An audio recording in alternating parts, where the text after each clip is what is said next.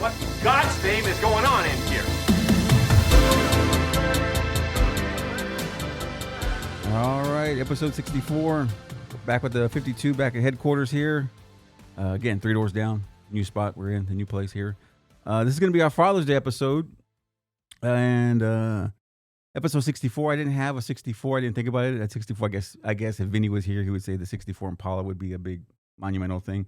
It's 60, we always sit with the numbers. It's episode 64. So we always do, either a football jersey, an athlete's number. Do you have a 64 or something? Like anything, like a car or anything, a 64 that kind of clicks for you there? Nothing? No, probably just a 64 Chevelle or Impala like you were talking about. Okay, yeah, That's that works too. Yeah, that works too. We, like I said, Vinny's always got the cars.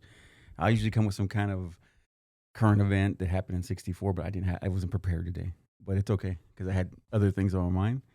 And anyway, so Father's Day episode here, and I'm with my father-in-law, Tim Abbott, and we're gonna try to do this here. We're gonna try to break him into stardom here. We'll try to get him to go viral and do all the good, like what the kids do here. But this is my father. Why did I say father-in-law? Father. You can say father. That's my father. So we got it squared away. We had a little technical difficulty. We figured it out. I rewired myself, and we're good to go now. So we're good.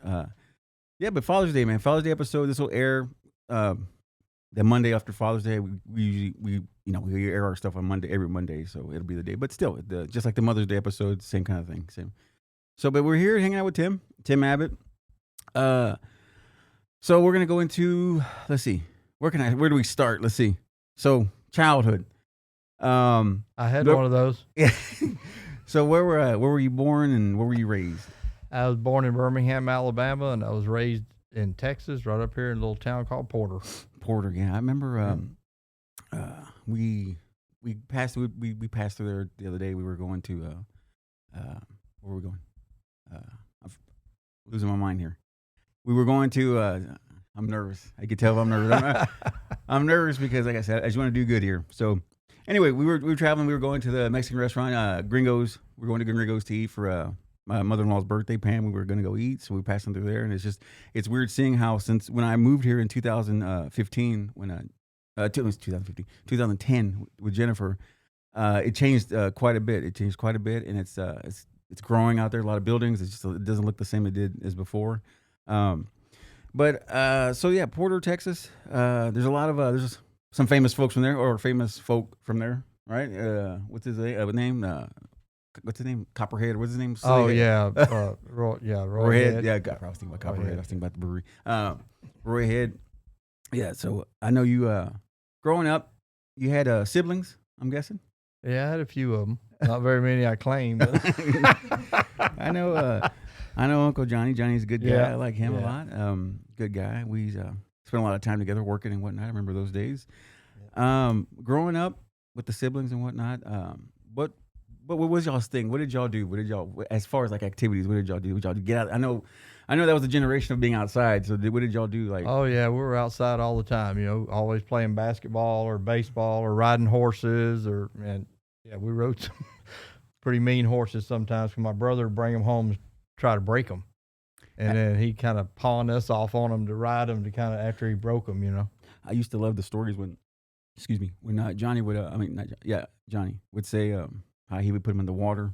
Back him into. I think he said back him into the water. Is that how you said it? Yeah, you put them in the water and then get on them and try to ride them. That way they can't throw you off. That's smart. Like, the thing, people, it's amazing that people, who would think of stuff like that. I mean, nowadays you just, now I don't know how they would do that now. Some people still do it that way, but it's. Among other things I was going to get into is like, I know we're going to get into a lot of stuff, but I wanted to get into like, because here on the show we talk a lot of pop culture, things like that, cartoons. So that being said, like, you were outdoorsy kid. Were you much of a TV kid? I know there wasn't much options, but what would you? Yeah, TV back then was 3 channels and 2 of them was not anything you wanted to watch anyway. So. But no, I watched all the the big shows growing up when I was a kid, and of course, as soon as I got home from school, it was cartoon time every day. So it was. What was what was some of the favorite ones or okay? So, for again, I'm a city kid, so I was inside all the time. So when I got up on Saturday morning, I'd get the bowl of cereal. And Oh, things. Did you do Saturday the same, morning. the same Saturday, thing for you, kind of thing? Oh yeah, Saturday morning was a bowl of cereal and then mow the grass. What And our grass was knee deep. what was a cereal choice as a kid growing up? Me, not the Fruit Loops, but those Apple Jacks. Oh, the Apple Jacks. Yeah, Yeah, I Apple used to like Jacks, Apple yeah. Jacks. I don't know if even back then. I'm sure back then Captain Crunch would tear up your roof. Even back then, I'm sure Yeah. they'd tear you up back then. I'm sure it was the same formula. I'm sure. Probably even worse. Probably so. Probably the same worse. Is growing up with siblings, I'm sure you had quite a few. There's quite a few, right? Quite a few, like 5 or 6 of them, quite a bit of them. Well, yeah, I had it was 5 siblings Yeah. all together, me and 4 others. So, The reason why I'm asking is like, what was y'all's like? Your parents, would y'all go out to? What was an outing? Was like for me going an outing for me was me crushing cans and on my own dime, and then going to Mr. Gaddy's Pizza and eating all I could eat. But I know that was me because that was a different. It's different. But I know if you guys did an outing like that, what was your kind of? Yeah, our deal was every Friday night go out to dinner. Dad took us all out to dinner on Friday night. What was the restaurant of choice? The one we usually went to was called Bull Silas's Barbecue. They had really good chicken fried steaks and T-bone steaks and stuff. Really good. And I'm guessing that was that in the Porter area? Yep. Okay. That was right in Okay. Porter. Was that Pizza Hut always there on Porter? That Pizza Hut that's Yep. over there by? Yeah, that Pizza Hut was even there back then that by the one- car that- wash. By the car wash going Yeah. towards the freeway, like going towards, Yeah. was it 50? Yeah, 59. Yeah, Because right hand side. I always wondered, because I don't know, we've never been in there. I don't know if it's been in there. I don't know if it's still. I don't know if it's even the still old-fashioned, open, if it's the and old fashioned still one, there. right? And if it was, because I know they still had I know that one has a buffet over there going towards Dallas, whatever. But Right. I don't know if that one does. But I need to go check it Yeah. out. So, growing up, childhood, did y'all do any snacking? What kind of snacks y'all get into when y'all were kids growing up? Anything we could eat whenever Yeah. I was a kid. Yeah, I got into some X-Lax one time. That was pretty good. I thought it was chocolate bars, man. There was a whole thing of them on top of the refrigerator, and I ate about 8 of them. My mom said, "Oh, good Lord, that's going to kill you." Didn't do nothing. No. So it's Still- like the Velveeta cheese. She said, "You eat that whole thing of Velveeta cheese, you're going to be plugged up." I didn't never get plugged up. I was fine. Plugged up. That's I didn't have a problem eating anything. Just give it to me. Let me eat it. Maybe That's too good. much That's information good. or No, what? that's good. No, that's good. Now growing up, I know I played a little bit too. But did you played ball growing up, playing football? Was that one of your? Yeah, Favorite I things? started playing football when I was 2. Yeah. Or 2 in 2nd grade. I would have started playing in 1st grade, but my dad he didn't give me a uniform, and I was mad at him for a whole year. So in 2nd grade, he figured he better get me one. So I played 2nd grade through 12. And then you played through the high school, and was that? I guess is that something that you really miss doing? Yeah, the football is, it's the team thing, having all the other guys, rally around you, especially when you make a touchdown or something or do something good. It's really nice. No, I love that time too. I met some of my best friends doing that, playing football. I met some of my best friends doing that. Again, time passes, you lose, Oh, it's yeah. distant. But yeah, I did meet, and it's good.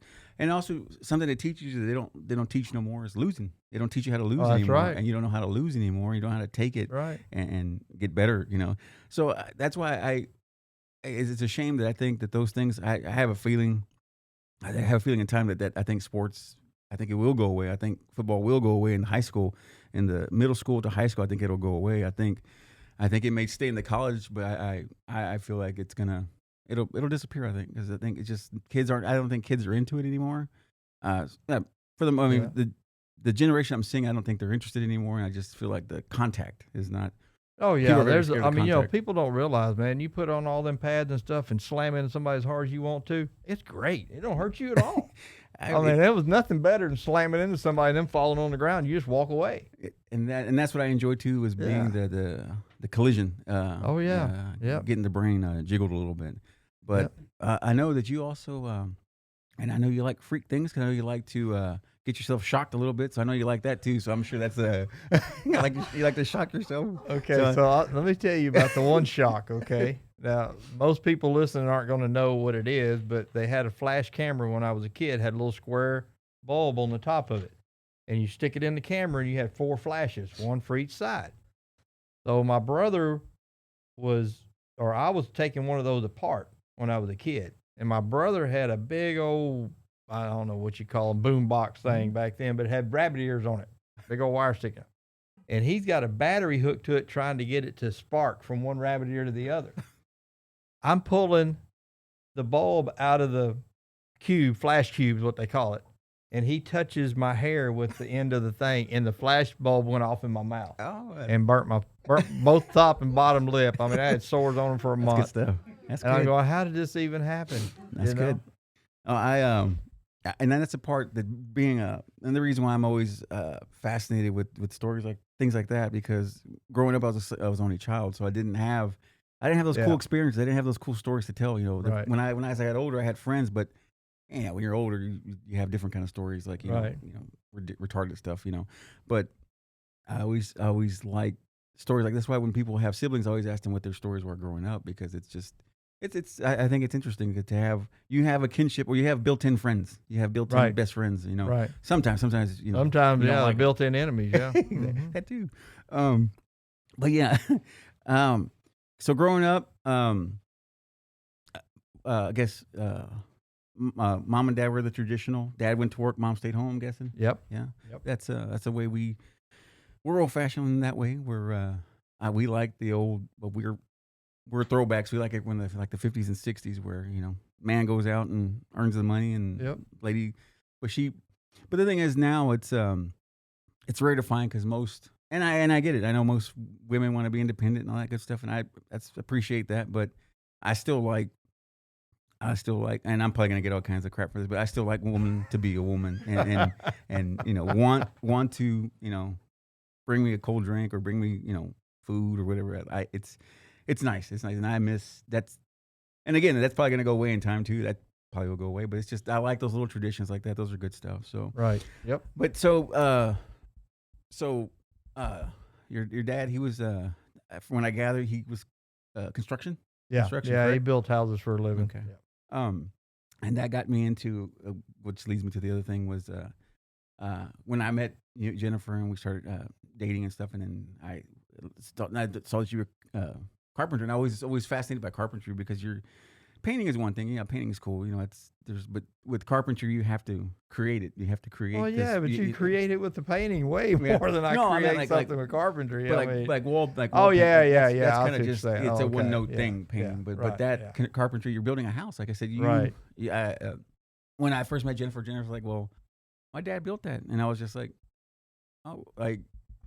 Holy crap! I guess cool, because I never came. Growing up, I was in the construction too, and you know, just I was always painting. I never built anything. So to know somebody that now I can hopefully learn, and eventually in time I can figure that out. Maybe we can, you know, we've done it. We worked together before, but I'd like to learn, you know, in time when I'd like to do that. That would be something I'd like to do and to learn. But I know that's. What I'm going to with that, with the craftsmanship, and we were talking about this the other day, me and Jennifer. We were watching a special on this guy, on this musician, and he's giving back to kids that are in jail or juveniles, and he's making programs for them so they can have a trade. Right. And I was telling me and Jennifer were talking about that. We were like, it's scary to know that maybe in the next 20 or 25 years, there probably won't be any more electricians or plumbers or carpenters, and it's just scary, welders. You know, it's a scary thing to think about. You know, right. So that's what I was saying when with the carpentry there. It's just I can never imagine how it is to build from the ground up. You know, from the ground up, it's and it's pretty rewarding, especially when you turn around at the end of the day and wow, there's twice as much house here today as there was yesterday. You know, it's really rewarding for that aspect. And the same way with building cars, you know, it's good when you start off with something that's just a rusty piece of metal, and you know, a year later it's shining and you know, driving down the road. So. That being said, what's I'm trying to think, what's the worst injury you've gotten doing the construction? What's the worst injury you've had? Okay, so when 2 weeks before Jennifer was born, I shot myself in the hand twice with a nail gun. Jeez. That was pretty bad, but yeah. And then I fell off of a roof a month before she was born. You know, because you're out there on a construction site, you can get hurt at any second. And if you're not paying attention, that's what happened. And so I was thinking about everything but working. Yeah. I'm going to say that Jennifer was a bad omen, because you fell and you got Yeah. the nail through the hand. So I think it's a bad sign. It was a bad sign. No. No. Yeah, no. Yeah. Yeah. Just to and again, working with you and Uncle Johnny, there I call him Uncle Johnny. Yeah.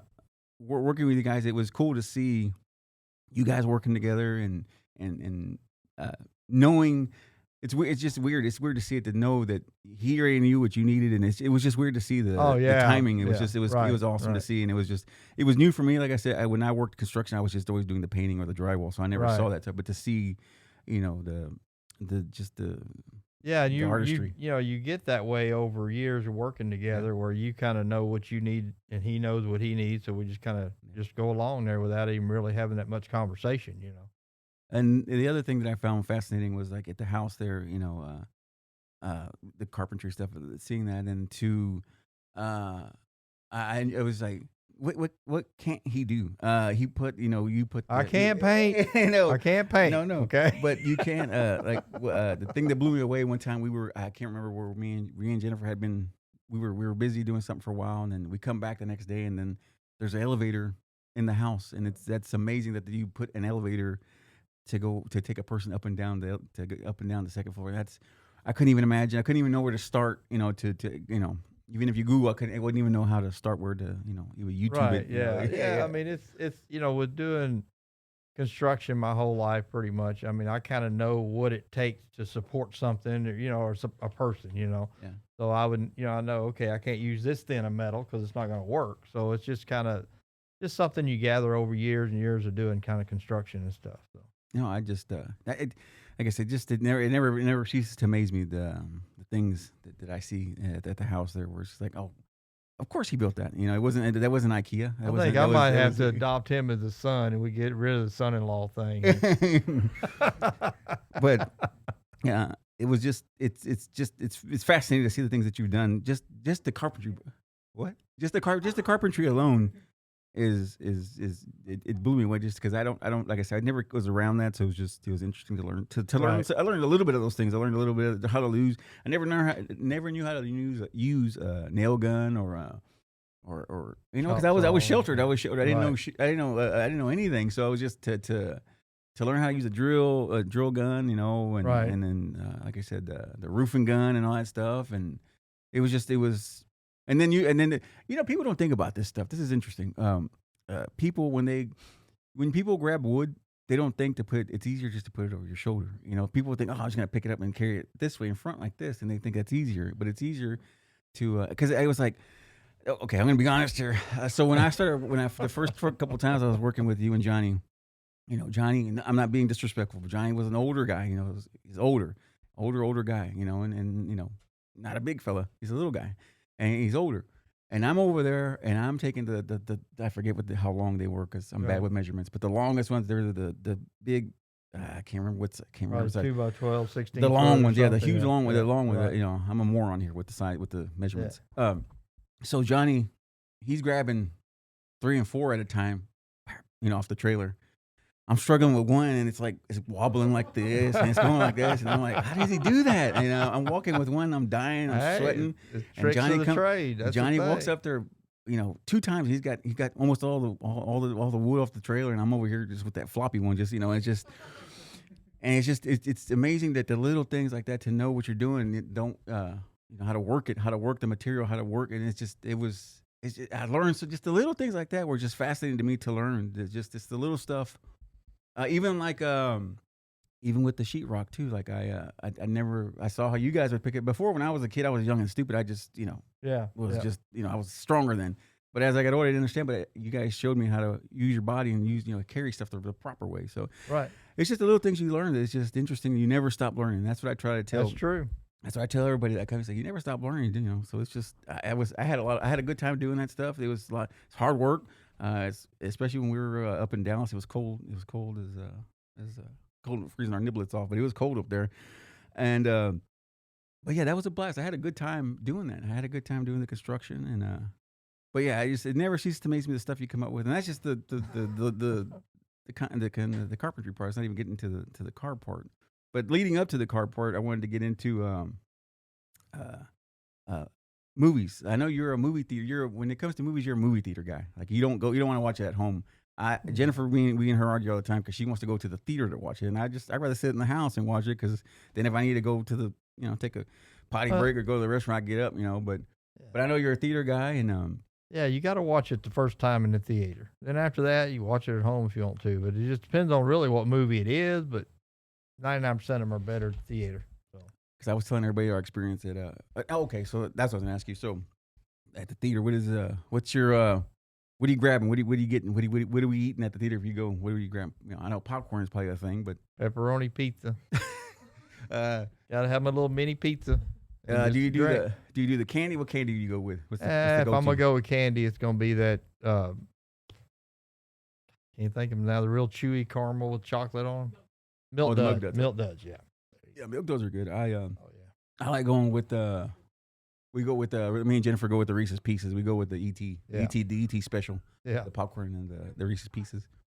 So movie theater, and then so this morning I was flicking through the TV and I came across I was watching old trailers from movies and stuff, and then I came across it was weird how long trailers were back in I was looking at the Alien trailer from 1979, Alien.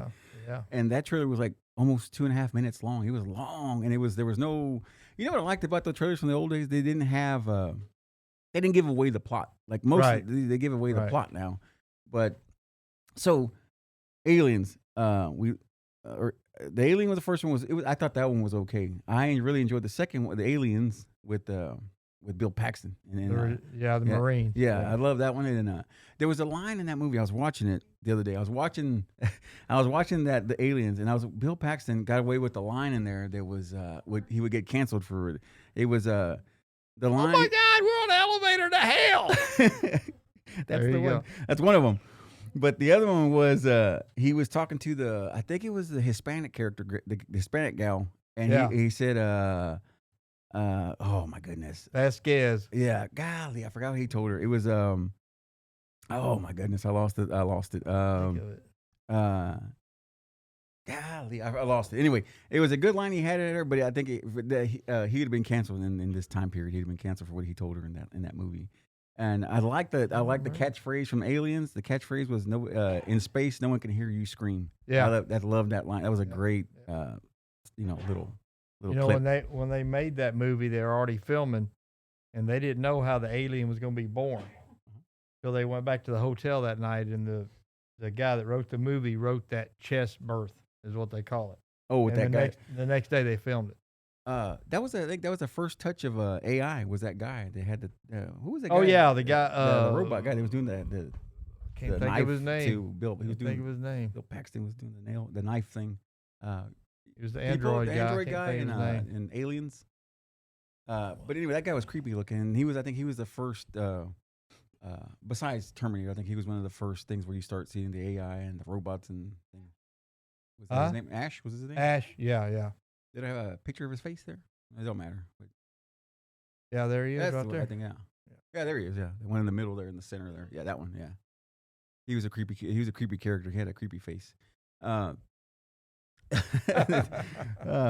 yeah, I was watching Aliens, and then I know you. Is that Jennifer? I don't know. Bishop. Oh yeah, and that's right. And the first one, his name was Bishop, but the guy that created him is that Ash guy. They created him after him or something. If I remember right. I don't know. Yeah. It's been a while. Yeah, it's been. Like I said, I was passing through there, and I was going through, and I came across it. I was watching YouTube trailers, and that came across, and it just kind of, once you go in that rabbit hole of YouTube and the trailers, and then it goes, and then it gives you little clips, and that's when I saw that clip of that, when he did that thing with Bill Paxton with the hand thing, and it was just like he was a robot, and it's like, oh, there's our first touch of AI there you go. back in the day. But the movie, I know that we were talking about this the other day at the dinner table. They were kind of talking about the movie that kind of set everything into motion for you was the Corvette Summer. With well, yeah, that's I've always liked Corvette Summer. A lot of people don't know it, but I guess it was the first movie that Mark Hamill ever did. I think it's the one. It was his. That was the role he got right after that. They didn't think he was going to be that big in Star Wars, and then they kind of blew up, and then he did that one, and they thought. Oh, I was thinking he was in Star Wars after that, but I'm not sure. 78 was the summer Corvette summer. Jennifer's looking it up here. That's what the pause is for. You won't come up. Ah, gotcha. But yeah, that's Mark Hamill. I was only a fan of him in Star Wars. I know he's done a lot of voiceover stuff, voice acting with cartoons and things of that nature. Right. But I looked at that trailer. Oh boy, it was brutal. That trailer was rough. It was long. It was a long. Like I said, they had long trailers, like 2 minutes long. The trailers, nothing. It's all good. It's okay. Nothing pops up. Really? Okay. Yeah. Well, I didn't know him, but anyway. No. Yeah, that movie was kind of cool because the way they were working on the car and making the Corvette, they found it in a wrecking yard. It was going to be crushed, and then the high school was going to restore it. So all the guys in the auto mechanic class got together and built it, and they decided to make it right-hand drive instead of left-hand drive, which most people think cars you drive in America are right-hand drive because they're standing outside looking at them, but they're not. They're left-hand. Yeah. Just so you people out there know, you drive a left-hand car. Yeah. Unless you drive mine, then it's a right hand. So. And I know we got and now we'll put a picture up on the show there on the video that we put. You got the truck, right? What year is the truck? 68 Chevrolet truck. 68, and it's the right hand, right? The right-hand drive. Right hand You almost drive. got me, yeah. Dually with airbags, so it lays on the ground. And then that was Annie Potts' first film, Annie Potts, and then she got nominated for some kind of award. But I remember Annie Potts from Ghostbusters and what was it? Pretty in Pink. Yeah, Pretty in Pink. She was the owner of the record store place. Was she designing women or something too? That too. Oh, yeah, that's right. I shouldn't have known that. You're gonna have to take my man card now. Designing. I forgot about that movie. Or the TV show. I was a big fan of Delta Burke. I was a big fan of that. Just for the folks out there, Delta Burke, I was a fan. I like again. I always like the little catchphrases from these movies, and this one was called Fiberglass Romance. It was Corvette Summer's. Wow, I didn't realize that. Yeah, Fiberglass cool. Romance. Makes sense. I always like those little things. I like those little touches they put. So Carl, I guess there's no movies wise. I know we talked a lot. You watch a lot of movies. I do too, and we watch probably the similar movies with action heroes. Who's your action guy? Who's your action hero guy? Mine is Stallone. I love Stallone, so Stallone's my guy. Really? Yeah. Stallone was good in the last movie. He was really good in if you haven't seen it, everybody out there in TV land out there, the listeners, if you haven't seen it, was it Tulsa King? Tulsa King is really good. Yeah, that's a really good TV Tulsa show. King, it's really good. But I mean, I kind of like all the action hero people and all that. But I mean, there's just there's so many of them now. Used to there wasn't hardly anybody. And that John Cena guy, he's pretty good. You know, I'm starting to like him. He's starting to grow on me. I didn't think he was good. Then what was that TV show? That show he's doing on is it Hulu? That one, the action hero. I don't know. I always forget the name of it. He's got that eagle or whatever it's called. I forget what he's called. You know that one? The Peacemaker. Yeah, the first movie he was in was The Marine. He wasn't very good in that acting wise. But, you know, he come a long way. That was a long time ago, though. I enjoy him a lot. I enjoy his movies. Let's see. Where was I going to go? So let's, I guess we can go. The question that we always ask everybody here, one of the big questions here is always with Urban Cowboy. Would you be Team Sissy or Team Pam? I got to go with Pam. Pam? Pam, for me, Pam was the ticket. Pam was a ticket for me. She had she lived in downtown Houston. She had the coolest apartment. She had a real nice saddle in her room, and I'd have went we would have went that route. I could never go with some girl that revs her car up every time she's ready to kill it. And she also drives a Mustang. Yeah. Yes, that's a point. And let it be known that we're all Chevrolet people here. We're not gonna. There's no Ford, Jeep. You can hit the road. That's not gonna work. That doesn't work for us. But and I do appreciate it, and I appreciate all cars. Like I said, I enjoy Mustang. I enjoy looking at the older ones. Yeah, you know, when people come up to a car show and they got a new stock one, it's like whatever. But when it's something old, I appreciate it. Anything that's old, I appreciate it. But we are, for the most part, we all are Chevrolet people here in the Abbott house. So favorite line from Urban Cowboy. Bud, you and Sissy live like trash. A pig. Yeah, Oh, I'm pigs, sorry. pigs. Yeah, they had that's funny that clip is going everywhere now. The McDonald's thing, it's everywhere now. Like on Is it? TikTok and everything, it's like everywhere now where people are going back to these, I guess, these old scenes and stuff, and they just find it. I guess people find it. I think it's new to them, huh? From Urban Cowboy. It's it. I know. It's from when he gets his uncle Bob takes him to the bar for the first time to what's it called? Gillies. Gillies, yes. Takes him to the Gillies for the first time. Two girls walk up. He goes, this is my nephew Bud. He goes, I'm from Spur. It was just the most. It was the most like, just the most weak. He was very weak. He was very weak. He was very weak in that moment where he's just, I'm from Spur. It was just very soft. Oh yeah, he also do when he breaks. When they ask him, you know when your hand, he goes, you know when something's broke. I mean, you do. It's just, he's so ridiculous. But it was great how I saw the background on that, and John Travolta, he actually went. I mean, he goes all in, man. Like he went to do the dancing and all that stuff. I mean, that's all him. And he was, watching that up to then, I didn't know he was that great of a dancer. He's a great dancer. And then the Saturday Night Fever stuff, that was all him. And he said he trained hours to get all the dancing right, to get it right, But I was very, I enjoyed him in my favorite movie, and I don't know if you've probably seen it. I'm sure you have. Pulp Fiction was my favorite John Travolta movie. Was Pulp Fiction. I know it's a little graphic. That's a little, it's a little over the top, but I do love Pulp Fiction. Is one of my favorite movies. We sit down and watch it. We sit down and watch it as a family, right, Dylan? It's a good movie. Oh yeah, I've seen it. Yeah, Pulp Fiction is great, man. Yeah, it's good stuff. I like what he said. I just shot Freddie in the face, or whatever's Murphy. Marvin. I saw Marvin. There it is. Clap on the clapper. Yes, I still think about that old lady in bed when she claps on. She's terrible. So yeah, exactly. I wish I could have got that on camera on this video.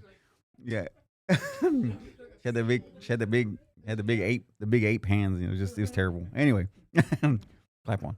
All right, so I'll hop into the part that I wanted to get into. Was my favorite part of this whole.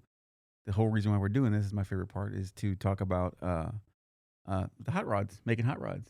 So what's I know you have your own thing, you have your own business thing. What do we call it? What is it? The business called there? Tim's Twisted Wrench Garage. There we are. And you've done a lot of things for us here, and we really appreciate everything you've done for us here at the watering hole where I work at the watering hole. The car shows, you help us with that. You help us with the judging. And they go so damn smooth when you're here doing them, because I don't have to work and worry about that, because you know what you're doing, and it's in and out, and it's much appreciated. No problem. Yeah. So hot rods. Okay. So the story, and I'm sure Jennifer's gonna want to hear this one, because so I my 53 3100 pickup Chevy pickup truck. It was funny watching that happen, because I was passing by your garage one day. And I saw the truck was just sitting there. There was nothing on it. There was no headlights. There was nothing. It was just a shell. It was just there on the tires. There was just nothing in it. There was nothing there. And Jennifer goes, "What are you doing?" I said, "I'm not." She goes, "Where'd you go?" And I said, "Well, I'm outside. I'm taking pictures. I'm passing by. I'm taking pictures, and I'm taking pictures of the truck." And I said, "I'm gonna." She's like, "All right." And I posted and everything. I said, "This amazing truck. I can't wait to see what it looks like and all that stuff." So, and then. I always say it's funny how you got away with this, because I'm so damn nosy. Because I told her, because Jennifer always gets mad at me. She always gets mad at me because I always tell her, I said, what are mom and dad doing? She goes, I don't know. I'm asking what they're doing. I said, but I'm nosy. I'm always asking who's leaving or who's pulling out. Like who's coming in. And so I don't know how you pulled it off, but it was amazing birthday gift that I got on my birthday. Like 2-3 years now. Was it 2-3 years now? I think it's been. But yeah. But it's weird how I saw that truck, and I took pictures of it, and I had no idea, and I just thought it was the coolest truck ever to see, because that was always something that I always had my eye on, and when we went to car shows and things of that nature, I always saw those, and to see it in the grind in the park in the bay there, and I was like, oh shit, that's amazing, and then one day it's mine now. It was cool. It was just weird like I said, but the whole thing is like I don't know how. Y'all got past it. I don't know how it got past me, because, like I said, I'm always being nosy. I'm always listening. And I don't miss much, but I missed a lot on that one. But that was my truck, the 53. Just seeing that was, and to this day, it still blows me away that it's mine. And people every day, it's like, I got 10 grand right now, cash, and they show me the money, and it's like they show me 10 grand, 20 grand. I'm like, it's not gonna happen. But it's just weird that. No, no, I can't get rid. It's not going nowhere. But that's just one of the toys there. But I know I know that another one that I got to kind of see and not. I saw it the finished product is the 69 Camaro, and I always wonder. And then Jennifer, when we were dating, she told me where'd y'all go get that from? Is what I was trying to get at. Where'd y'all go? Yeah. So that one I brought from Colorado when we started it. It was always going to be Pam's car, my wife.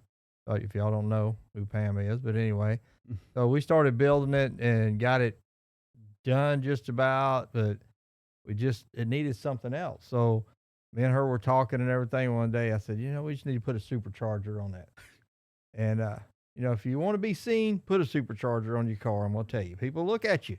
They might say, look at that idiot with that supercharger, but it's still, they're looking. Okay. So we did the supercharger on it, and we did Ghost Flames and did the Copperhead Pearl paint is what the color is. And, it gets a lot of attention. It's won a lot of trophies, and now we're probably fixing to go another route with it. But anyway, now we're still driving it. And that was, if I'm not mistaken, that was supposed to be to go to the grocery store, right? That was supposed to go to the grocery store? Yeah, as fast as you can get there, as fast as you can get back. That was supposed to be a grocery getter. No, it's a beautiful car, and like I said, we'll put images on the show here on the screen here. But it's an amazing thing, and when I first heard it and saw it crank up, it was just it blew me away. That yet again, is there something that he can't do? Is there something that he cannot do? It's just fascinating to see the pictures that Jennifer was showing me. How it was just the thing was blue. It was a shell. It was like a blue Camaro, just the shell of it, and it was nothing in it. And it was just, it's cool to see it go from that to that. And it was just, it baffles me. Like I said, and then I ask you how you do it. You say, well, you can Google it or whatever. Yeah, but I can Google all day, but there's no way I can probably pull that off. It was so cool to see the finished product. And like I said, we'll show the pictures. What do you call it? Progression. Jeez, drawing a blank there. But that one was one of the things. Another thing was that you talked about the pickup truck too, the blue one. That one too. Again, left hand, right? Left hand drive. Right hand drive. Oh, right hand. Golly, right hand drive. I'm always looking at it the other way. Yep. Right hand drive. Yep. And again, we'll have pictures of that one as well too. And that one was a recent one, right? That was a recent. Yeah, whenever I decided to build that, I was kind of looking for a truck to build for myself, and I found one that him and his son had started, and then the son lost interest in it, so I brought it home. So anyway, then one day I'm sitting out there thinking about Corvette Summer. No, I wasn't thinking about Corvette Summer. I'm just kidding. But anyway, I've always, ever since I seen that movie, I wanted to build a right-hand drive vehicle. I've always been fascinated with them, And so one day I was sitting in that truck looking at the gauge cluster on the left side and the glove box on the right side, and they're exact same size. And I said, I could just swap that. And so I did. And that's how it comes. I mean, it's just that easy, huh? Then you got to figure out all the logistics, But I mean, as far as the idea, no, I'll wake up at 2:00 in the morning. Oh, that's what I can do. And, I don't really do stuff like that to impress anybody else. No. I do stuff like that because I want to do it myself, Another thing that amazes me all the time is just like, and I guess it's because of the, when did you start doing that? As a teenager? As a teen? Working on cars. Yeah, I built my first engine when I was 12. My brother helped me build it, and I worked. He was a mechanic whenever I was growing up, so I worked with him on cars and stuff in the summer and the evenings, helped him build 2 or 3 different vehicles and stuff. So and then working on cars, and I'm sure you worked in garage. I'm sure, right? At a gas station or something. Yeah, like that, I worked at my brother's service station changing tires. Okay, and then I guess then I met somebody there. Didn't I? I was gonna say that kind of led to another classic there, huh? That you found another. I don't know if she wants to be called a classic, but that's a thing. That's a. Yeah. Oh, really? Well, no. I mean, yeah. Would you rather? Yeah. So this is gonna be the story how I met my wife. So I'm changing tires for my brother. And this 72 Camaro pulls in. He goes, my carburetor's flooding when I'm idling. And it had California tags on it and a blonde-haired woman driving it. And I said, I got to check this out. So anyway, so while my brother's working on her car, I'm checking her out. And so what was happening was somebody had put an electric fuel pump on the car, but they didn't put a regulator between the fuel pump and the carburetor. So when you sat there and idled, it would start flooding. So anyway, so the car, after we met and all that stuff, wound up getting married. So I'll tell all my friends, if you don't want to get married, make sure you put a regulator on your fuel pump. That way we don't have that issue. And then it's funny that you guys, the way you guys met and just kind of and I guess you guys got married in a haste, kind of fast, kind of. Well, yeah, we had to. I was pregnant. I'm just No, I guess for me, it was the same thing for me and Jennifer. It's like we met right away, and it was the same kind of thing. It was just like it's weird when you know kind of thing. It's just It's just like when you break your hand in a beer joint fight. Yeah. I mean, you know. Yeah. But no, it's fantastic. It's great to know when you met that person that gets you and understands you, and they you can be huh. Yeah, that's the right word to put it. Puts up with you. Yeah. But no, I thought that was that's really cool that you guys met that way, and with the cars, and that now that the cars are still a part of of the relationship and the family and everything. That's I think that's a cool story to be told. That cars brought everything together, and we were listening to Jennifer and me were listening to, and I think we talked about it before. The Jay Leno thing, saying that if you want to help with the emissions, is to make continue to make the hot rods, make the hot rods don't, keep those alive instead of causing more. Yeah, because it puts more stuff into the ozone making a new car than it does refurbishing an old one. That's the thing, to make all the new plastic and the metal and everything. So you're better off if you want to help the environment, make hot rods. Yeah, I'm okay with that. Yep. Again, it's that thing where we talk about like carpentry going away, and I'm scared that thing like Jesse James, the welding and the fabricators, and I think all that's going to go away with all this the technology and the AI and all these 3D printers they have. I think all that stuff's going to affect that world. It will to a certain degree, because it already is, because a lot of, if you need to have a part made for a car that you can't buy, if you have one, you can have it digitalized, and then they can take a 3D printer and print it. They have 3D printers that are metal where they can make the part out of metal. But the problem is it's so expensive to do that. Unless you're making 1,000 parts, it's not worth it. So a lot of that's going away though, because nobody's hand fabricating anything anymore. I don't know if when you were growing up they had it in school, in high school, but in my high school it was when I was going to be a freshman in high school. This is like maybe 90, I can't remember, 90 something. But the last year, that was like the last year they were doing shop class, with the car, with the hot, building, showing how to shop class, And they went when I got to be a sophomore, it was gone, and I was looking forward to doing that. I would look forward to it because like I said, I was honest with myself, and I knew I wasn't going to be a scholar, so I knew I needed to do something with my hands. So I was hoping to do that, and it didn't happen. But my next trade was to be construction. That was the next thing I knew how to do. So that was easy, not easy, but it was just something that came natural to me. And but I didn't know if they had shop when they had that. Yeah, they did. They had shop class when I was actually I was never in an automotive shop. I was in appliance repair, which why I was in there, I don't know. But only class that was open. But I learned how to work on refrigerators, how to cut the hoses and watch Freon fly out of them. Oh, nice. But anyway, as far as the mechanic stuff, most of the stuff I learned from my brother, because my dad, he was a change the spark plugs, keep driving until it quits. He wasn't, let's make this thing go faster. He wasn't that person. No, he just wasn't that person. But I had a few uncles that were. I had one uncle that drove from Lake Charles to here in an hour and 5 minutes. And when he got out of his car, it almost caught on fire because the exhaust was all glowing red hot. That's awesome. So it was that's awesome. It was kind of crazy. I guess that's where Jennifer, you get it from, huh? Yeah. That's where Jennifer gets inherited. it from. Yeah. That's so cool. I know a story that Jennifer always tells me, and it's in, it's and that's what I'm saying is like parents. I guess parents won't encounter these kind of situations anymore. Like for Jennifer, she tells me the story all the time when she was down in Galveston and she. Her drive shaft. She blew her drive shaft, and he had to come all the way down there to come get her. And that's That's cool. I think that's really cool that, that parents that are really into what their kids are doing, that they'll take the time to do that. Well, yeah, because when Jennifer was a teenager, once I built her truck, I was her pit crew. So she called me one Friday. I think it was like 9 o'clock on Friday night. Called me in Galveston and says, I got a really bad vibration. So my question is, what were you doing right before the vibration started? Well, I did this real long burnout. So when I get down there, her drive shaft has got about a 2-inch bend in it. So we have to put the truck on the trailer and bring it back to fix that one. But there was many a time she would call 8 or 9 o'clock at night. My truck's tapping. Pull it in the driveway and I fix whatever's wrong with it. She'd take off again. That's fast.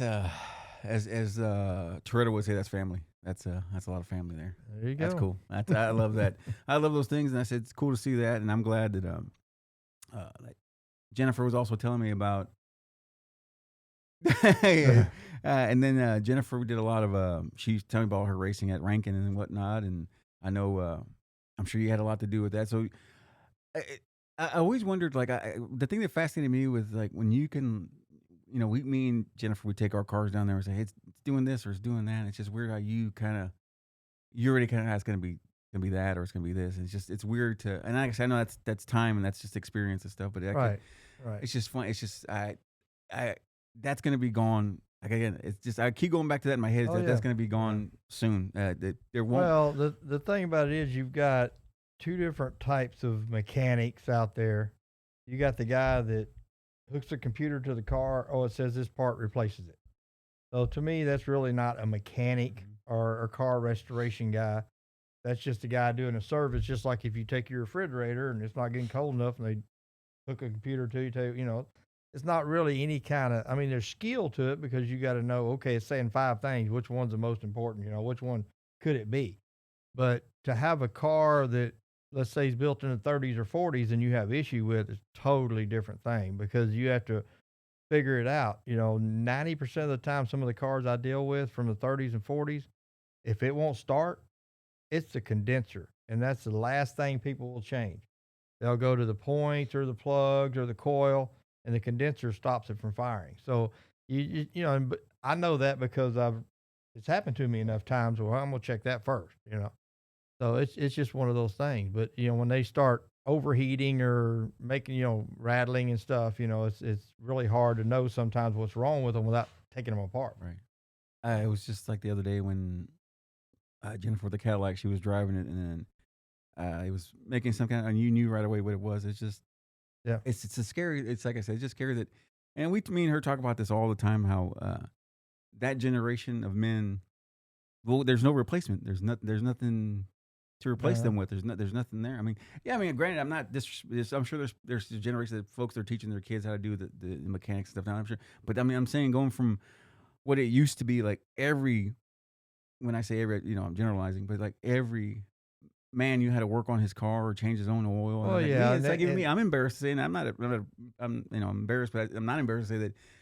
I never changed my oil. I never knew how to change my own oil. I'd take it to somebody and, have, quick the thing of it is, if you look at it, it's really our fault that the kids now aren't doing more because we had our life was kind of hard. So we want our kids to have a better life. Well, that's been going on for 100 years. Everybody wanted their kid to have a better life than they had. So let's make it easier on them, and it just keeps going and going and going. So stuff just gets easier and easier. Now, as far as cars going away, they're not, the antique cars maybe, but hot rods in general, where even you take a 2010 Camaro and hot rod, that's getting really, really big. Okay. But it's more of a changing the engine, changing the cam, stuff like that. So you got more power. It's not actually restoring a car. Right. It's all rust bucket from the ground up. So what, I know you do this a lot. So what, is there I guess you kind of told me like the trend. Is there a certain trend or anything going on that's cool right now? Like, I don't know what, like, I guess like motors or anything like that Well, the LS swaps in any classic car, just like in your truck. Yeah. And like Jennifer's 49 Cadillac. Yeah. Sorry, got the number wrong. Anyway, putting an LS in something like that, if the person that's going to drive it is not a gearhead, they don't know how to work on a carburetor, or they don't know what to do if it doesn't start, they need an LS motor in it. because it's the same thing as every other vehicle driving around out here. You can get in it and drive anywhere you want to go, and it'll start after it sets for 6 months, no problem. Carbureted car won't do that. If it's carbureted and you let it set 6 months, you're gonna have problems with it. Again, things that I have no clue about, and I'm glad. That's why I'm glad that you're here. I'm glad you're here to show us and fix it and show us how to figure it out. Because like I said, I have no clue. Like I said, I never changed my own oil. Never knew how to do those kind of things. Now now I do know how to do those things, but I didn't know how to do it. And those are little, I know those are little things, but just and but those are the small things. And like I said, those things they're taken for granted. And then I think that's gonna get, like I said, even more so. It's just like I'm gonna just like I said again, just to kind of hit it on again. It's just gonna be sad to see custom carpentry go away. Because I think like cabinets you can get them. I mean, nobody, I don't think anybody. I think that I don't know if I'm right or wrong, but I don't think that business is. I wouldn't think it's booming anymore like it used to be, because I'm sure it can be. It's all, even like those houses, those modular homes or whatever. Right. Even like they have the parts where you can just they come. That's right. And piece them together Put it now. together. You don't have to. You don't really need to. I mean, Put it together like a big puzzle. yeah. So it's just that was just one of the things that I was thinking about the other night. Me and Jennifer were just kind of talking about that, just like the things that we are afraid that are going to go away. Like I said, I know you always don't need a welder. I guess you always need welding, but I'm sure a machine can come. A machine can come do that. I'm sure that can do that. It. I was looking at this one video before we started. I guess they were making basements, and the concrete. There's a machine. It's like a little robot, and he just comes up there and they put the fresh concrete on the wall. And he just levels it out, and he made the corner. He's like making a basement or a storage thing or a storage unit. But he was I've seen that. There's not a person no more. That just the person running it, but there's not nobody's actually doing it anymore. It's just yeah. What you're gonna wind up with is a lot of people that do maintenance. They're gonna do maintenance on that machine to keep it going. Instead of physically doing the work. And, the thing of it is, if you look back to the 1900s, I mean, there's a lot of stuff in carpentry, construction, mechanics that's gone. Yeah. I mean, it's like if you go to the Bishop's Palace in Galveston, the newel post they have at the bottom of the staircase, they put a 16 by 16 inch piece of mahogany in there on each side, and they had two carpenters with hammers and chisels carve. And one guy would carve, and the other guy would match it. And they did that for 6 months on those two posts to get them finished. You wouldn't see anything like that nowadays. Impossible. Yeah. The other guy doesn't even know what a chisel is now. I mean, most people don't know what a chisel is. And there's even like even like the farming thing. Even that's changing too. Like farming, that you can just program the land, and now the machine goes out there and lays out the corn or where the right way it's supposed to go, where the sun's facing it, and all that. There's all kind of numbers they put into the machine, and he knows where to put it and how to lay it out. Back in the day, back before, the guy used to have to come out there and kind of figure it out and look at the almanac and knowing how to lay it out and all that stuff. Now you don't have to do none of that. Now the machine does it all. It's scary. For me, it's scary because I like stuff the old-fashioned way. Like I was telling Jennifer, or I was telling everybody the last time, I was like, I enjoy having a transistor radio, and it's harder and harder to find those little transistor radios, just a little pocket radio that you can get your AM on. But I was born in the wrong era. I think I was born a little too late there. But I don't know. Is there anything else that you want to talk about? Is there anything else you wanted to hit on, or nothing else, or no? Nothing else I can think of. No, I got nothing. All right. Well, this was fun. And I had it was a good time. I like talking about this stuff, and we don't really get to talk too often because I'm usually stuck at the watering hole doing my thing, and you got you're very busy doing the car thing and restoring stuff and restoring the classics there, keeping the history alive is what you're doing in that garage there.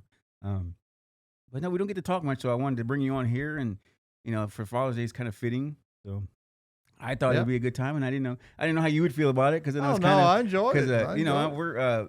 We're bringing you into our dork world, and kind of we're nerds, and we do this stuff, and it's different.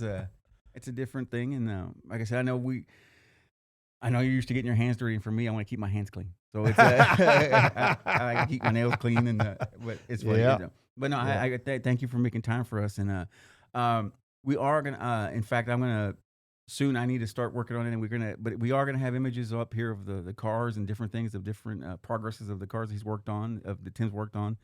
But also, I'm gonna make sure that we get his social media up soon enough, because I need to get him into the to the time here. I need to get him on TikTok. I need to get him dancing on TikTok and all that good stuff, dancing with wrenches. Anyway, but I want to get him on TikTok and the social media. But we are going to get him. We're going to work to get him on there. I'm going to get that figured out here in the next couple of days. But it was a good time. It was cool, and I'm glad that you made time again. What else? Is there anything else, Jennifer, you wanted to ask or anything? No? Good? All right. Well, this is good. It's the 52 episode 64. Thanks for everybody listening to us, and stay tuned for the next one. Thank you. I was just in my office and I heard a ruckus.